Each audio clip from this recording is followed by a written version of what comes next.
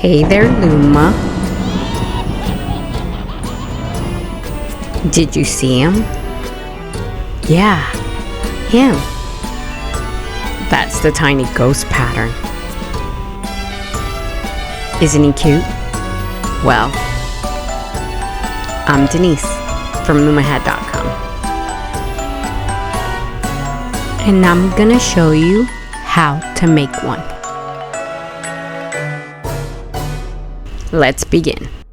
You're gonna need a 24 peg large gauge loom, 23 yards of worsted weight yarn, a hook, needle, scissors, two 12mm safety eyes, and optional black floss. Then we're gonna go ahead and do the cast on. And for this one, you're gonna skip pegs 1 through 8, and starting on peg 9, you're gonna drawstring cast on 8 pegs. Super easy, I promise.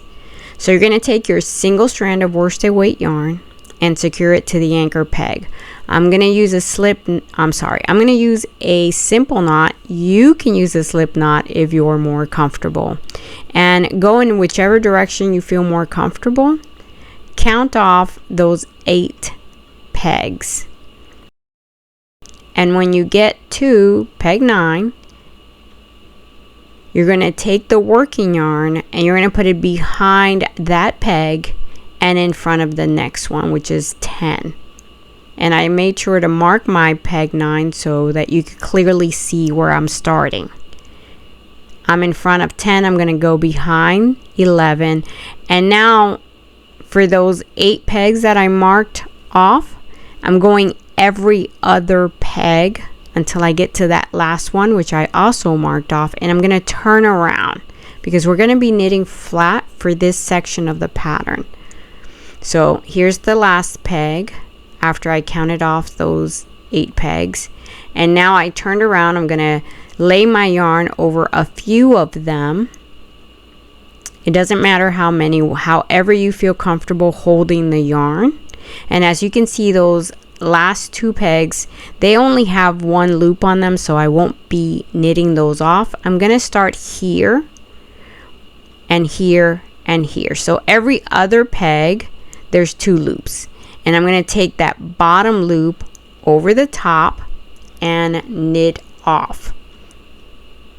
Only the pegs that have 2 loops, I'm going to knit them off. My first peg, which was peg 9, only has 1 loop, so I will not be knitting that one. And now I'm ready to move on to row 1. And on row 1, I'm gonna skip that first peg, which happens to be peg 9. I'm gonna skip it because it only has 1 loop. I'm then gonna knit the next 7, and I'm knitting flat, so I'm going to turn around and knit in the opposite direction. So here's peg 9, and again I'm going to go from behind and cross over because I'm going in the opposite direction, and I'm going to knit the next 7 pegs. So I skipped 1 peg and I'm going to knit the next 7. And I'm going to be using the U-wrap version of the knit stitch. You can use the flat or the true. If you're going to do the E-wrap, it's a whole different number of pegs and the pattern does change. Plus you would need to use 2 strands of yarn for a large gauge loom. So here are my 7 pegs, and that last one seems a little funky. Don't worry about it. Knit it off. That's row 1, and now you're ready for row 2, and this one's a bit different, so pay attention.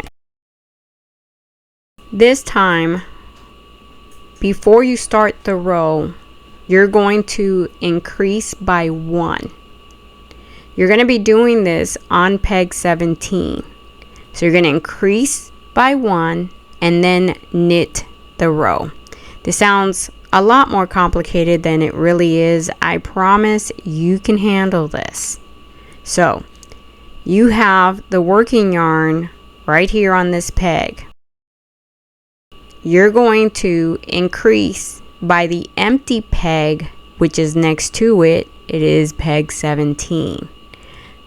How do you do this? You take your working yarn, which is in front of peg 17, take it behind, and then bring it forward and cross it over, creating a figure 8. That's it. You've increased by 1. You now have a stitch on peg 17. You're going to then turn around. You're going in the opposite direction, and you're going to knit the row. So all of the pegs that have loops on them, you're going to knit them. It's that easy. See, I told you you could handle it. Once you're done with row 2, you're then ready for row 3. And this row, the first thing you're going to do is that you're going to increase your stitches by 1. You're going to do this on peg 8, which is the empty peg sitting next to peg 9, where your working yarn is currently at. But before you do that, what I want you to do first is that if you secured your yarn to your anchor peg, go ahead and remove that knot. You don't need it anymore. Your yarn is secure. It's not going anywhere. And take that working yarn behind the peg. Now your peg 8 is visible to you. So you're going to take your working yarn in front of peg 8, take it behind, bring it forward and cross it over like a figure 8. You've increased by 1, and now you're going to knit the row so that you don't have to think about it and feel that you have to be counting. Just know that you're going to knit every peg that has a stitch. And while you guys continue knitting, I want to take the time to say thank you to Carol Maple from Promise Learning ATL, Barbara Ledger, Linda Rapp, and Tara Nichols for covering the cost of closed captioning this video for us. Thank you, ladies. It's much appreciated. For rows 4 through 17, you're going to continue to increase by 1 stitch and then knit the row. And what does that look like, those repeats? Well, here's 4. You're going to increase by 1 on peg 7 and knit 10. On 5, you're on the other end, so you're going to increase by 1, which is peg 18, and knit 11. And you're just going to continue to do this. When you get to the end of the row and you're about to start a new row, you start it by increasing by 1. And then you're going to knit all of the pegs that have loops on them. When you finish that row and you're ready to turn around, before you turn around, you increase by 1 stitch. You're going to continue to do this, and you're done when you have all of the pegs. All of them, all 24 pegs, have loops on them. One thing I do want you to make note of is that when you get to that last one that you increase your stitch, you do need to go back and knit that row. Don't just increase and feel that you're done. You need to continue until you reach the end of that row 17. Once you've done that, you can see that there's an open. We're gonna go to row 18, and I need you to pay attention. Now for rows 18 through 40, you're gonna knit all 24 pegs in the round. You've been knitting flat back and forth. Now you're knitting in the round. Let me show you how you connect the two sides. Take the working yarn, bring it over to the other peg next to it, and knit off. That's it. Your two sides are connected. See? You don't have an opening anymore. Now you're knitting all 24 from 1 to 24, and then from 1 to 24. You never turn directions. You're always knitting in the same direction. You need to get 40 rows in total. Keep knitting. By the way, if you would like to purchase the written pattern, which helps me and you, visit loomhat.store and don't forget to sign up for the newsletter. You'll thank me later. And if you like the video, go ahead and click the like button.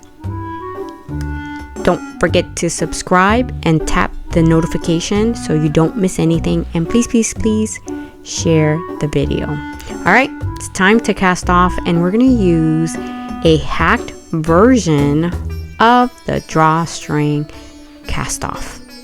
Let's get to it. You're going to take your working yarn and you're going to wrap it around the loom a whole turn, and then a few extra, like let's say the length of 4 pegs extra. Cut the working yarn and then take it and put it under the first stitch, and from the top scoop it up as if you were going to do a purl and feed it completely through with your hook, of course. You're going to go to the next one and take the yarn behind it, and then in front of the next you're going to do the same thing. From the top, hook up and pull your yarn through, and then on the one that follows you put it behind. So you're going to feed the working yarn through every other peg, sort of the same way that you did the drawstring cast on. This gives you like 2 levels of cast off. So you're going to do the first level first with the working yarn that you were working with. So from the top, you scoop it up, every other peg, of course. You scoop it up and feed it through that peg, and then go behind the next one. And you keep going all the way through all of the every other peg. So you're going to be feeding your yarn through 12 of the 24 pegs, because we're going to do half of the loom first, and then we're going to do the other half. Now this is the first part that is the same as the regular drawstring cast on. Where things are going to change is after you've done those 12, right, which was every other one, and you take off the loops that have the drawstring through them, and you see that you're left with 12 that still have loops on them. Normally you would take that drawstring and you would feed it through the remaining ones, but that's not what we're going to do. Okay, so first take off all the loops from the pegs that have loops through them. Here we go. And normally I put a little knot on this one, but I forgot to do that. So your next step is to take a strand of yarn that will go around the loom just like that one did. It'll go around one full circle plus the length of about 4 or 5 pegs, and then go ahead and cut the yarn. Now to secure it so it doesn't go all over the place, make a slip knot or a knot and secure it to the anchor peg or whatever you have available to secure your yarn so it doesn't go all over the place. And then you're going to feed it through the pegs that have loops, which if you did things correctly should be every other peg. Please be sure that you get yarn through every peg. I often hear people whose work unravels after they've done all the work. Somehow they get upset at me. I have no idea why. I find that really curious. So it will unravel if you don't secure your work by getting, for instance, in this case, the strand through every loop. You leave one loop out there, then yes, your work can unravel. So make sure that you have the strand of yarn through every loop. Once you're done, you can take the knot off the anchor peg. At this point, take the loops off the pegs, right? The remaining 12 loops that you just put the working yarn through, take them off of the pegs and release the work from the knitting loom. Go ahead and stretch your stitches. This is really important because the fabric looks really messed up if you don't do this. This is very, very important. Stretch your stitches, all of them from tip to top. All your stitches, stretch them. And once you've done that, you can see that you have 3 on the top, 3 drawstrings, and 1 in the bottom. So you can pull on that bottom one. It's going to drawstring those first 8 pegs that you put on, and you see that the loops are no longer really loose and loopy, but the other ones are, and I'll show you how to clear that up. On the top, like I said, you have 3 strings, and you're gonna pull on these 3 strings, but don't close it because we still have to stuff it. And so I just want to show you that there are 3 strands which are on 2 levels of cast off. You have that first level of 12 and then the second level. Now we want to bring the 2 sides together, and the loops are really loose. If you want to tighten them up a little, you can. This is not really necessary. It's just a habit I have of wanting to tighten them, because really they're gonna be when you sew, everything's gonna be pushed inside as you sew from side to side. So it's not of a concern, it's just something it just drives me nuts, and so I tend to want to tighten the loose stitches, but seriously, don't worry about it. So you get a needle, you thread it with that yarn that's all the way in the end, and then you put the yarn through the loops like this and kind of close it up. It's those first 8 loops, those first 8 stitches, and then bring the 2 sides together. By the way, if you are low vision, we're at the tip of the project, the tip of the little ghost, like the little tail, and we're trying to sew now these 2 sides together. So you're bringing them as close together as you can, and then we're going to sew from side to side and then upward. And what I want you to notice is that I'm grabbing the loops that are still tight, not the loose loops, but the ones next to them. The loose loops, I'm pushing them inside, and then I'm going with my needle towards the loops that are tight, and then I go from side to side and then up. I'm sewing upward because I want to seal these 2 sides. And that bumpy one, it's a little bumpy, don't worry about it. It kind of fades away.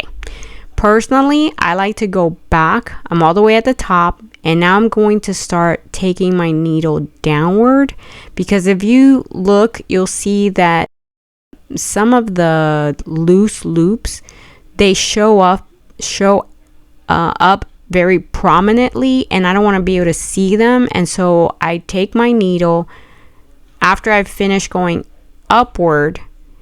I then turn around and I start taking that needle and thread towards the bottom, towards the tip of the project. So I'm reinforcing what I sew, and I'm helping the project to look neater and nicer. I hope that makes sense. So just keep going, you reinforce it, and you finish, and then we're gonna stuff the doll. I used about 25 grams of regular old polyfill that I got on Amazon, and your best bet is to use something like a pencil, which I'm using here, or some kind of chopstick or something that will help you get the polyfill down to the tip of the toy. And you want to fill this really good, shape as you fill. So push in the stuffing and shape the doll as you fill it, and then go ahead to the tip and give it a little turn. I think it looks a lot cuter than if it's just straight down. I like to give it the little turn. And then I'm gonna use safety eyes. You can actually just sew eyes in it. You don't have to use these safety eyes, but first I make sure I know where I want them before I put the back cap, because they're really hard to take off. Once I know where I want my safety eyes, then I go ahead and get the back cap for the safety eyes, and I attach them. So here is how you attach the back part of the safety eyes. By the way, I do have these in the store. And if you are signed up for the newsletter, when I send out the announcement for the project, I will send out a coupon for the safety eyes. And you can get the safety eyes and you can get the pattern. Okay, so now it's time to close the top. So I pull all 3 strings. Remember I told you there would be 3 strings to pull on the top. Remember, it's 2 layers. So one is going inside. The other one is the one that you see is on the outside. That's 12 of the 24 loops. You can still see them on the outside. So I take the 3 strings, I tie them real tight, and I make a knot. A really tight knot. And then what I'm going to do is I'm going to take one of those 3 and I'm going to thread it with my metal needle. And you can use a plastic one, it doesn't matter. I just happen to like how the metal needle feels. And I'm going to put the needle through those top loops. And I'm going to go around 2 to 3 times. There's no rule, whatever you feel comfortable with. And once you feel that that top opening is nice and closed and secure, then you can just take the yarn inside and pull it out through one of the side loops, one of the side sections, and then just get your scissors, pull on it just a little bit and cut it, and it'll hide away. And you could do that with the other 2. Once you're finished with that section, then you're ready to add more detail to the doll. So find where you want to put a separation between the head and the body. Get a strand of yarn and you're going to wrap it around, I would say at least twice. Wrap that strand of yarn and then make a knot and tie it really tight, like as tight as you can, and then make a knot to secure it. So before you make the knot, make sure that you have it where you want it, because you don't want to have to mess with this again. And I make 2 knots just to make sure. You don't have to. And then we're going to make the arms. So we're going to drawstring cast on 5 pegs, and we're going to knit flat. So turn around and lay the yarn loosely over those 5, and you're going to knit off 2 of them that have 2 loops. And then you know that that first peg only has 1, and so you're not going to knit that one. And you're going to go ahead, turn around, you're going to knit those 4 pegs, and then you're going to knit 8 rows in total for the arms. And of course, you know you're going to make 2 of these. So go ahead and knit your 8 rows. When you're done with knitting those 8 rows, you're going to do, again, a drawstring cast off for these 5 pegs. So put your yarn under and cut the yarn. Take off the yarn that you secured to the anchor peg. And again, like I said, we're going to do a drawstring cast off. So just feed the yarn through all 5 pegs. And once you've done that, you can take the loops off the pegs, and then you're going to stretch your stitches. And I know this is kind of funky because, again, it's just a very small piece of fabric, but go ahead and pull on both drawstrings on the top and the bottom, and we're going to shape it a little and then place it on after we sew. So you made 2 like this, and get your needle and go ahead and feed the needle after you thread it with one of the drawstrings. Feed it through the loops, and then we're going to go ahead and we're going to sew the 2 sides together on the hand. I know I'm going a little fast, but this is very basic, and you learned a lot of it making the doll, so I didn't want to make the video too long. Just bring the 2 sides together and sew them. When you're done, cut the excess yarn, and then the one that's left over, put it in the middle of where the little hand is. And I like to put those cast on loops on the bottom because they're a little wider. So you could tell that it's a little bit wider on the bottom than the top. So that top part is the one that I'm going to connect to the doll. And I take my needle and I feed it from one side to the other. So both sides, I'm sorry that I lost a clip, but both sides were brought. So you see this one here, we're going to sew on the top. I take the yarn from one end to the other. It's kind of like a way to secure that they're really good on there in case the kids start pulling on it. So I do make sure that they go on both sides, and I will take both of them and make a small knot. So from side to side, and then make a small knot and kind of secures it. Once I feel that it's good, I go ahead and I cut off the excess yarn. Okay, I already fed this yarn through both ends before I cut them off. And once your little doll is shaped the way you want it, you got your hands, you got your head, you got your eyes. I like to kind of push the eyes in a little, and I usually do this before I put the eyes on.